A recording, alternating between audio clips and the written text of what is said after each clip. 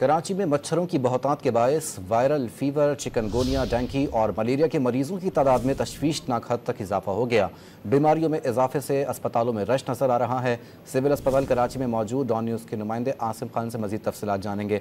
आसिम, बताइएगा, बड़ी तादाद में केसेस रिपोर्ट हो रहे हैं, अस्पताल हुक्काम क्या बताते हैं?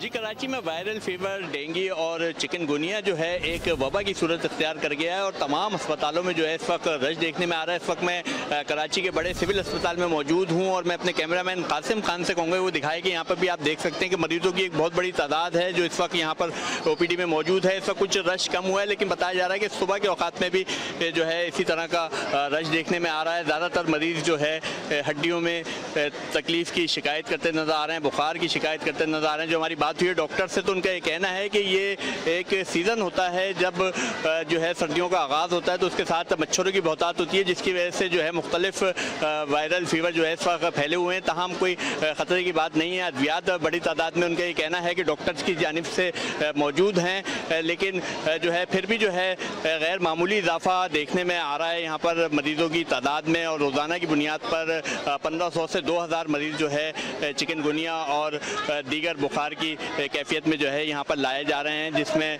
डेंगू है, मलेरिया है और दीगर वायरल फीवर जो है वो इस वक्त फैले हुए हैं। और इसी तरह की सूरत हाल जो है हमने सिंध सर्विसेज हॉस्पिटल में भी देखी, जिना अस्पताल में भी यही सूरत हाल है और दीगर छोटे बड़े अस्पतालों में जो है मरीजों की तादाद बढ़ती जा रही है।